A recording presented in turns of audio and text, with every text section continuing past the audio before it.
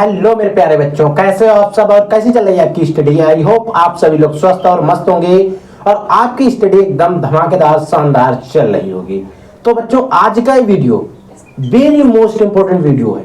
अगर आप लोग इस बार क्लास 12 में हैं और आप भी प्रिपरेशन कर रहे हैं कि बोर्ड एग्जाम 2024 की, और आपका भी सपना है कि मैं भी सभी स्टूडेंट्स की तरह अच्छे से 90 प्लस नंबर ले आऊं और मैं भी बोर्ड एग्जाम में अच्छा कर सकूं, तो आज का वीडियो आपको पूरा देखना है बच्चों। अच्छे से देखना है, एक एक टॉपिक को ध्यान से समझना है, क्योंकि बच्चों मैं आज के इस वीडियो में 50 ऐसे टॉपिक को लेकर आया हूं जो अगर आप फिजिक्स के 50 टॉपिक पढ़ लेते हो ना, तो आप बोर्ड एग्जाम में अच्छा नहीं सुपर करोगे।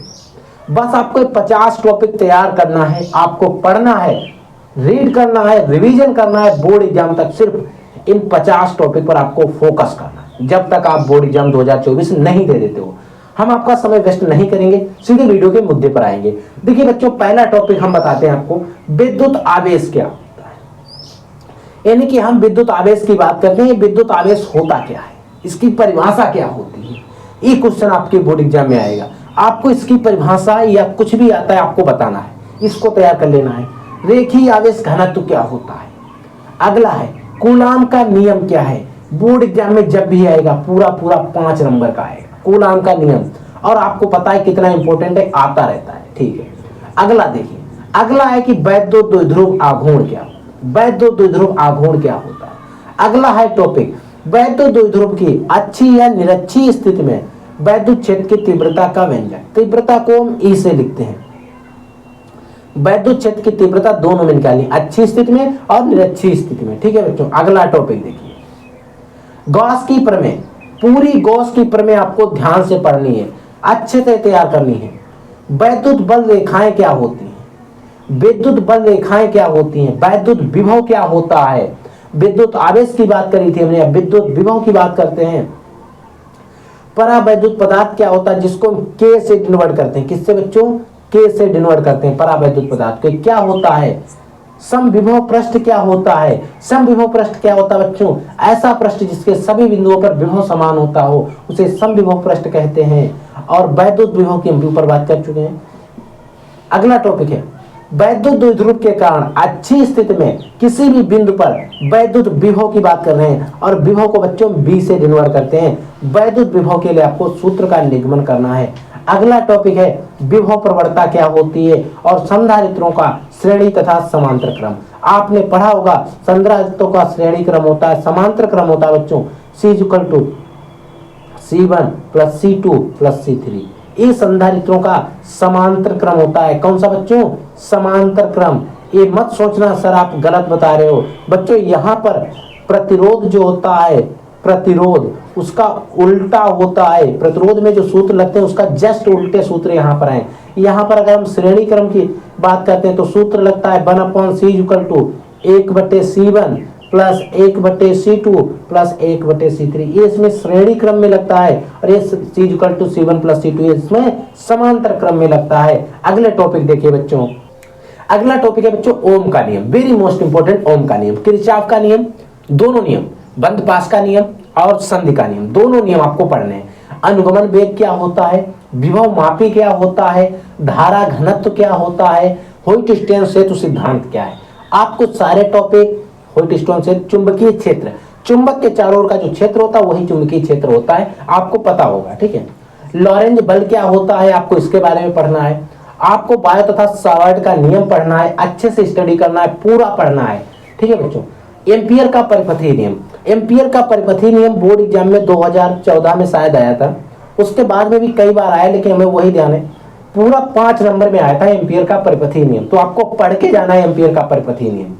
क्यूरी का नियम आपको पढ़नी है। गैल्वेनोमीटर, चुंबकीय फ्लक्स आपको पढ़ना है, स्वपरिणन गुणांक पढ़ना है, और भ्रमण धारा। ये सारे टॉपिक जो भी इंपॉर्टेंट टॉपिक है, जितने भी टॉपिक बता रहा हूँ सारे इंपॉर्टेंट टॉपिक हैं। सारे टॉपिक आपको बोर्ड एग्जाम में पढ़ के जाना है बच्चों, 100% पढ़ के जाना है। क्योंकि बच्चों अगर ये टॉपिक आप छोड़ देते हो ना, तो मैं नहीं कह सकता हूँ बच्चों, आप समझ रहे होगे। बस आपको सारे टॉपिक पढ़ के जाना है बच्चों। ठीक है, अगले टॉपिक देखिए।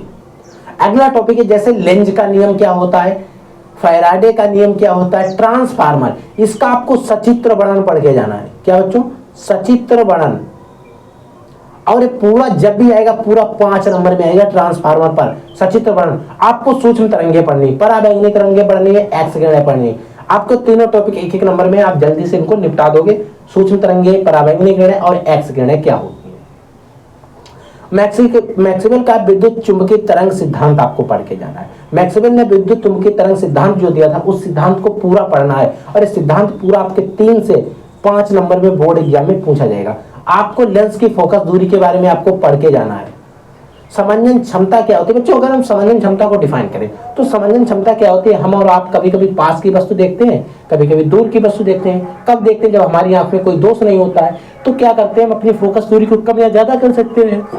तो अगर हम आवश्यकता के अनुसार मानव का जो नेत्र होता है वो अपनी लेंस की फोकस दूरी को कम या ज्यादा कर सकता है, तो उसे लेंस की समंजन क्षमता कहते हैं। ठीक है बच्चों, आपको खगोलीय दूरदर्शी के बारे में आपको अच्छे से पढ़ लेना है। वो कहता है अगर संपर्क में 2 पतले लेंस रखे हों तो इनकी फोकस दूरी यानी कि f में अगर निकालनी पड़े तो क्या होगी, आपको इसको डिफाइन करना है। ये डेरिवेशन भी आपका बोर्ड एग्जाम में 5 नंबर में पूछा जाएगा। लेंस का सूत्र क्या स्थापित कीजिए, और प्रकाश का व्यतिकरण क्या होता है, आपको इसके बारे में भी पढ़ना है। हाइगेंस प्रकाश के व्यतिकरण, हाइगेंस का द्वितीयक तरंगिकों का सिद्धांत क्या है, इसको आपको पहले डिफाइन करना है। फिर इसी के आधार पर प्रकाश के परावर्तन और अपवर्तन की व्याख्या भी करनी है। परावर्तन और अपवर्तन का आपको सूत्र भी पढ़ना है। ठीक है बच्चों, अगला टॉपिक देखिए। अगला टॉपिक क्या है बच्चों, यंग का द्विसलिट प्रयोग। बच्चों अगर यंग के द्विसलिट प्रयोग की बात करें तो अगर हम बात करें नीट की, national eligibility cum entrance test, जो अभी तक NTA कराता था, लेकिन अब इस संस्था को चेंज कर दिया गया। ये कराएगा NMC अब कराएगा इसको नीट एग्जाम 2024। नीट का जो 2024 का एग्जाम होगा वो NMC कराएगा, NTA नहीं कराएगा। NTA बच्चों होता है, NTA नहीं कराएगा। तो उसमें यंग के द्विसलिट प्रयोग से न्यूमेरिकल आए थे अच्छे खासे। एक न्यूमेरिकल शायद यंग के द्विसलिट प्रयोग से था। इंपॉर्टेंट टॉपिक है आपके बोर्ड के लिए, पढ़ के जाना है। प्रकाश वैद्युत उत्सर्जन के नियम क्या है, प्रकाश वैद्युत उत्सर्जन के संबंधित जो भी नियम है उनको पढ़ के जाना है। एक फोटान क्या होता है, द्विपरवलयिक तरंगे पढ़ के जाना है। बोहर की परिकल्पना, इनकी कमियां। होता क्या बच्चों, 1 से 2 नंबर में बोहर की परिकल्पना कभी कभी पूछ लेते हैं। परिकल्पना नहीं पूछेंगे तो इनकी मॉडल की कमियां क्या थी, कमियों को 1 से 2 नंबर में पूछ लेते हैं। लेकिन से बोहर से रिलेटेड क्वेश्चन जरूर पूछते हैं बोर्ड एग्जाम में, ये तो क्लियर है। ठीक है, तो इसीलिए बोहर को आप छोड़ नहीं सकते हो। अगला हमारा टॉपिक है रदरफोर्ड का अल्फा कण प्रकीर्णन प्रयोग। क्या बच्चों, रदरफोर्ड का अल्फा कण प्रकीर्णन प्रयोग। और आपको लास्ट टॉपिक है प्रकाश विद्युत उत्सर्जन से संबंधित आइंस्टीन की एक समीकरण थी, ½ mv² h new minus new 0 की स्थापना कीजिए। तो ये जो बच्चों हमने आपको टॉप 50 टॉपिक बताए, 50 महत्वपूर्ण टॉपिक, इन टॉपिक को आपको तैयार करके बोर्ड एग्जाम से पहले जाना। आपको बोर्ड एग्जाम से पहले तैयार कर लेना है ताकि आप इनका रिवीजन भी कर सको। अच्छे से पढ़ते रहिए। अगर कोई डाउट, कोई क्वेश्चन रहता है, कोई भी न्यूमेरिकल में आपको कोई क्वेरी रहती है तो आप हमारे कमेंट में हमसे कमेंट करके पूछ सकते हैं। ठीक है बच्चों, तो आप लोग पढ़ते रहिए, आगे बढ़ते रहिए। I will take in next class. तब तक के लिए जय हिंद, वंदे मातरम।